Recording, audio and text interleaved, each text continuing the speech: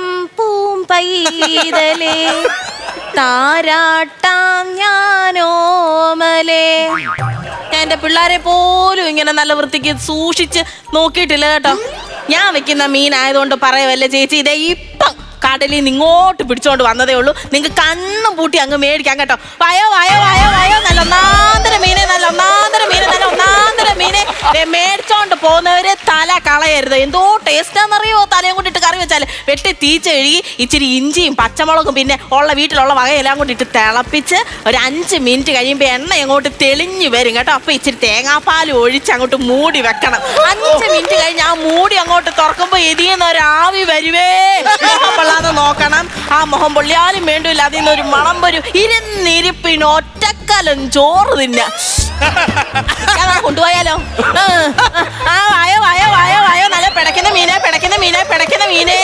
ഓ, എൻ്റെ ഒരു കെട്ടിയവനുണ്ടായിരുന്നേ. ഞാൻ അങ്ങനെ ഡാവെന്ന് പറഞ്ഞതാ ഒരു തട്ട വിട്ട് ഇവിടോട്ട് വന്നിരുന്ന് കച്ചവടം ചെയ്യാൻ പറ്റത്തിലേക്ക് പോരാക്ക് വീട്ടിലെ കയറി ഇറങ്ങി കച്ചവടം ചെയ്യണം. രാവിലെ പച്ചമീനുമായിട്ട് പോകും, വൈകിട്ട് ഉണക്കമീനുമായിട്ട് വരും. അപ്പം നിങ്ങൾ വിചാരിക്കും ഡബിള് കച്ചവടം വന്ന. അല്ല, കച്ചവടം നടക്കാതെ ഉള്ള വെയിലെല്ലാം അങ്ങേരും കൊണ്ട് മീനെ ഉണക്കിച്ച് വൈകിട്ട് കയറി വരും. എന്തോ നടക്കട്ടെ അങ്ങനെ. വായോ വായോ വായോ വായോ, നല്ല പിടയ്ക്കുന്ന മീന, പിടയ്ക്കുന്ന മീന, പിടയ്ക്കുന്ന മീന.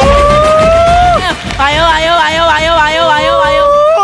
അതെന്തോ മര്യാദ കേട്ടോ. ഇഷ്ടപ്പെട്ടില്ല ഇത്രയും നേരം പറഞ്ഞത്. ഇടയ്ക്കിരുന്ന് കൂന്ന ആരടാ? സോറി, നിങ്ങളല്ല, ക്ഷമിക്കണേ. വരുന്നുണ്ട്, ആദ്യമായി വരുന്നുണ്ട്. വായോ വായോ വായോ വായോ. ആ വായോ വായോ വായോ വായോ വായോ വായോ വായോ വായോ വായോ വായോ വായോ എന്നൊന്ന് വിളിക്കുക. പണ്ട് ഇതുപോലെ ഇവരെ പഠിക്കച്ചെന്ന് വായോ വായോ എന്നുകൊണ്ട് മീനി വിളിച്ചത് കൂടക്കകത്ത് കയറി വന്നതാ എന്റെ കൂടെ. എന്തുവാ അങ്ങനെ വന്നിട്ട് എന്തെങ്കിലും മുട്ടുണ്ടോ നിങ്ങൾക്ക്? എന്തായാലും പറയാൻ പറ്റും. നീ എന്റെ മുട്ട് തല്ലി ഓടിക്കത്തില്ലോടി. ആ മുട്ടിന്റെ കാര്യമല്ല ഞാൻ പറഞ്ഞത്. നിങ്ങൾക്ക് എന്തെങ്കിലും ബുദ്ധിമുട്ടുണ്ടോ? പിന്നെ ഒരുപാട് ബുദ്ധിമുട്ടുണ്ട് നിന്നെ കെട്ടിയ. പിന്നെ ഒന്ന് പറയാതിരിക്കാ ഭേദം. വെളുപ്പിന് 2 മണിയായപ്പോ ഇങ്ങോട്ട് കൊണ്ടുവാ. എങ്ങോട്ടാ? വെളുപ്പിനെ 2 മണിയായപ്പോ ഹാർബറിൽ മീനെടുക്കാൻ പോയ മനുഷ്യൻ എങ്ങനെ പുറകിന് പോയി പൂച്ച 2 മീൻ എടുത്തോണ്ട് വീട്ടിൽ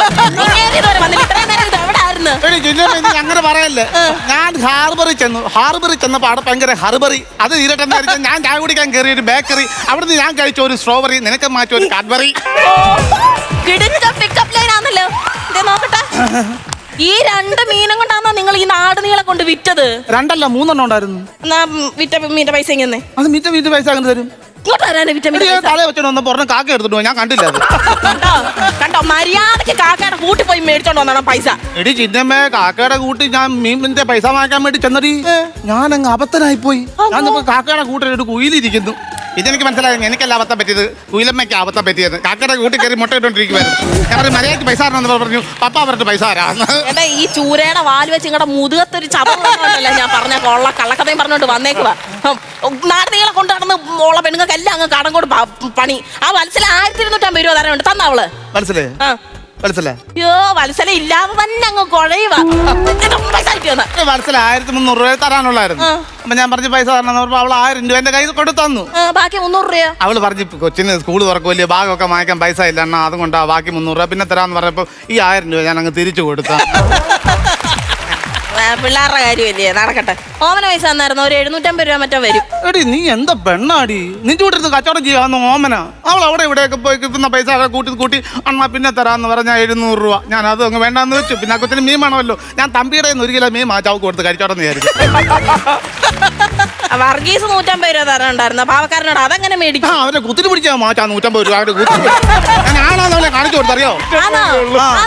ഈ ആണത്തെ പെണ്ണുങ്ങളോട് കാണിക്കാഞ്ഞത് അതെന്നെ ബിസിനസിന്റെ ഒരു നാക്കുമായിട്ട് അവളുമാരുടെ കെട്ടിയോന്റെ അടുത്ത് പോയി കഴിഞ്ഞാൽ അവരെ നിങ്ങളുടെ നാക്ക് പിഴുത വെക്കും. പറഞ്ഞേക്കാം കേട്ടോ. കോമഡിക്കാരി നിർത്താം. അയ്യോ, നിങ്ങൾക്ക് പറഞ്ഞ് വലിയ ആളാവാ. പതിവില്ലാതെ വന്നേക്കോ. ഇങ്ങനോട് നേരെ വെക്കുമ്പോ ഞാൻ പറയാം എന്റെ അടുത്ത് കൂടെ വന്ന് നിങ്ങൾ കച്ചവടം ചെയ്യും. ഇന്നെന്താ പറ്റി പതിവില്ലാതെ ഇങ്ങോട്ട് ചന്തയിലോട്ട് എഴുന്നള്ളാന്? ഈ ചന്തയിലോട്ട് ഞാൻ വരാത്ത എന്താണെന്നറിയോ? എന്റെ അച്ഛന്റെ ഓർമ്മ തളം കെട്ടി കിടക്കും ഈ ചന്തയില്. അത് രാവിലെ മുനിസിപ്പാലിറ്റിക്കാർ വന്ന് കോരിക്കോട്ട് പോയി. എന്റെ അച്ഛനാണ് ഇതൊരു ചന്തയാക്കിയത്. കണ്ടോ, അതിന് മുന്നേ ഇവിടെ കണ്ണാടി പോലെ കിടന്ന സ്ഥലമായി അച്ഛൻ കാലൂത്തി അത് ചന്തയാക്കി. ഞാൻ പറയുന്നത് മനസ്സിലാക്കി ചിന്നമ്മേ. പണ്ട് കാലത്ത് ഇവിടെ കാടായിരുന്നു, ചന്തയൊന്നും ഇല്ലായിരുന്നു. അന്ന് ഞങ്ങളുടെ അച്ഛൻ ഒരു കോവയ്ക്കായ 2 തക്കാളിക്കാൻ കൊണ്ട് ഇവിടെ വന്ന് ഇരുന്നതാ. അതങ്ങ് വളർന്ന് പടവലങ്ങായി, ചേമ്പായി, ചേനയായി, കുന്നുകൂടി അങ്ങ് വന്നങ്ങ്. കണ്ടോ, പച്ചക്കാടിന് തീ പിടിപ്പിക്കുന്ന മനുഷ്യനാ. ഒരു 2 തക്കാളി ഒരു കോവയ്ക്കം കൊണ്ട് വന്ന് ഇതെങ്ങനെ അങ്ങ് വളരും വലിയോ. എടി അങ്ങനെ ഞങ്ങൾ അച്ഛനോട് കച്ചവടം നടത്തി ആൾക്കാരെല്ലാം വന്ന് കൂടി കച്ചവടം നടത്തിയാണ് ഈ ചന്ത ഇവിടെ ഉണ്ടായത്. ഓഹോ അതെ, ഈ ചന്തയ്ക്ക് എനിക്ക് അവകാശമുണ്ട്. ഞാനൊന്ന് മനസ്സ് വെച്ച് കഴിഞ്ഞാൽ ഈ ചന്ത എന്റെ കൈവെള്ളയിലിരിക്കും. ഇത് ചന്തയല്ല, നമ്മുടെ ചെറുചെറുക്കന്റെ ചന്തയല്ല. നിങ്ങളുടെ കൈ ഞാൻ പറഞ്ഞേക്കാം. ഞാൻ പറഞ്ഞത് അങ്ങനെ ഞങ്ങളുടെ അച്ഛന്റെ കച്ചവട പാരമ്പര്യമുള്ള ചന്ത, എനിക്ക് അവകാശങ്ങളുള്ള ചന്തയത്. ഞങ്ങളുടെ അച്ഛനാന്ന് പണ്ട് ഞങ്ങളുടെ വീട്ടിൽ എന്തോ ഉണ്ടായാലും ഈ ചന്തയെ കൊണ്ട് കൊടുക്കും. ഇപ്പൊ വീട്ടിലൊരു പച്ചമുളക് ഉണ്ടായി, ഒരു വെണ്ടയ്ക്ക ഉണ്ടായി, ഒരു വാഴയ്ക്ക ഉണ്ടായി, അതെല്ലാം കൊണ്ട് ചന്തയെ കൊടുക്കും. എന്റെ അനിയനുണ്ടായപ്പോഴേ ഞങ്ങളുടെ അമ്മ ഞങ്ങളുടെ അച്ഛനോട് പറഞ്ഞില്ല. അതെന്താ? അല്ല, അവനേക്കാളെ ചന്തയെ കൊണ്ട് കൊടുത്തായിരുന്നു ഞങ്ങളുടെ അച്ഛൻ. അത് ബുദ്ധിയുണ്ട്, നിങ്ങളുടെ അമ്മയ്ക്ക് ബുദ്ധിയുണ്ട് കേട്ടോ. അച്ഛനെ കൊണ്ട് വിളിക്കാനോ? കച്ചവടത്തൊന്നും വിളിക്കണേ കൊണ്ട് ഞാൻ വിളിച്ചാ നിങ്ങൾ കൂടെ അങ്ങോട്ട് വിളിച്ചാട്ടെ.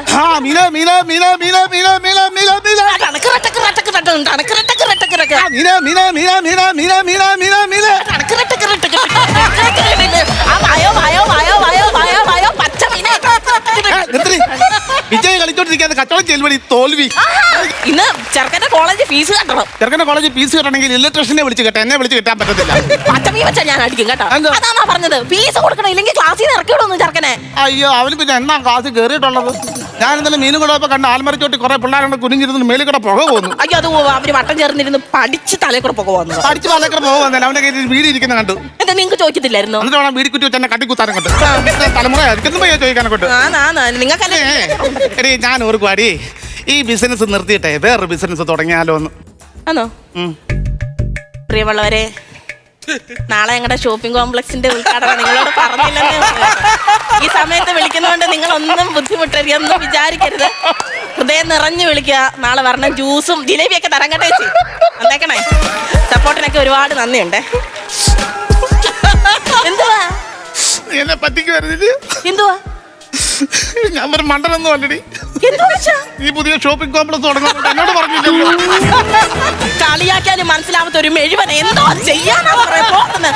നിങ്ങൾ ഈ കച്ചവടം നിർത്തിയിട്ട് നിങ്ങൾ എന്തോ പോവാ? നിങ്ങൾ കടലിൽ മീൻ പിടിക്കാൻ പോവാടി. നിങ്ങൾ മീൻ പിടിക്കാൻ പോയ വള്ളക്കാർക്ക് നിങ്ങളെ പിടിക്കാനേ സമയം കാണത്തുള്ളൂ. ഇതൊക്കെ ഈ കടലിൽ പോകുന്നതും മീൻ പിടിക്കുന്നതും വല വീശുന്നതും ഒക്കെ നല്ല ഉശിരുള്ള ആണുങ്ങൾക്ക് പറഞ്ഞിട്ടുള്ള പണിയാ. ആന്ന് നീ അങ്ങനെ എന്നെ കളിയാക്കൊന്നും വേണ്ട. എന്റെ അപ്പൂപ്പൻ ഭയങ്കര ഉശിരുള്ള ആളായിരുന്നു. കടലിൽ മീൻ പിടിക്കാൻ പോകുന്ന ആളായിരുന്നു എന്റെ അപ്പൂപ്പൻ. പിന്നെ ആടക്കടലിലൊക്കെ മുങ്ങി അപ്പൂപ്പൻ മീനൊക്കെ ഇങ്ങനെ വാരി എടുത്തോണ്ട് വരുമായിരുന്നു. അങ്ങനെ ഞങ്ങളുടെ അപ്പൂപ്പനെ ആടക്കടലിൽ ചെന്ന് മുങ്ങി ഇങ്ങനെ നോക്കിയപ്പോഴാണ് ഈ ചിപ്പി ഇരിക്കുന്നത് കാണുന്നത്. അവിടുന്ന് പൊങ്കാല ഇടുമായിരുന്നു. ചിപ്പിയുടെ കാര്യമല്ല പറഞ്ഞത്. ഈ ചിപ്പി പവിഴവും മുത്തും എല്ലാം കൂടെ അപ്പൂപ്പൻ കണ്ട അവിടെ. കോടിക്കണക്കിന് പൈസ കിട്ടും കേട്ടോ വിറ്റാല്. പിന്നെ കിട്ടും. അപ്പൂപ്പനെ അറിയാം. അപ്പൂപ്പൻ ഈ ചിപ്പിയും പവിഴവും മുത്തും എല്ലാം കൂടെ വാരി കൊണ്ടുവന്ന് ഞങ്ങളുടെ അമ്മൂമ്മയുടെ കൊടുത്തിട്ട് പറഞ്ഞത് കരുകി വെക്കണേ, ഞാൻ കുളിച്ചിട്ട് വരാമെന്ന്. അപ്പൂപ്പൻ കുളിച്ചിട്ട് വന്നപ്പോ എന്തുവാ കാണുന്നേ? ഈ ചിപ്പിയും പവിഴവും എല്ലാം കൂടെ പീര വെച്ചിട്ട് അപ്പൂപ്പ കപ്പയെ പുഴുങ്ങി വെച്ചേക്കുവാ. അപ്പൂപ്പൻ ഒന്നും പറഞ്ഞില്ലേ നിങ്ങളുടെ അപ്പൂപ്പൻ? അപ്പം പറഞ്ഞു ഇതൊരു കോമ്പിനേഷൻ അടിച്ചിട്ട് കടുങ്കാപ്പിയോട് അനത്തി വെക്കാനെന്ന്. ശരി, അന്ന് ഞങ്ങളുടെ അമ്മൂമ്മ ആ പോഴത്തരം കാണിച്ചില്ലായിരുന്നു. ഞങ്ങളൊക്കെ ഇപ്പൊ ഏത് ലെവലിൽ ജീവിക്കേണ്ട പിള്ളേർ ഇവിടെ ഒന്നും സ്കിറ്റ് കളിക്കേണ്ട കാര്യമൊന്നും ഇല്ലായിരുന്നു. ഈ മീൻ കച്ചവടം തുടങ്ങിയ കാര്യമൊന്നും ഇല്ലായിരുന്നു നമുക്ക്. അയ്യോ, ഇന്ന് നമ്മള് കച്ചവടം ചെയ്ത് നമ്മള് തകർക്കും.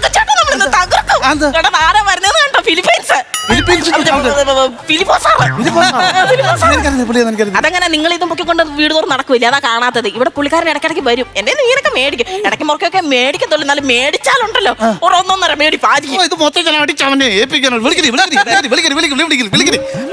അടിപൊളി മീനെ, അടിപൊളി മീനെ, അടിപൊളി മീനെ, അടിപൊളി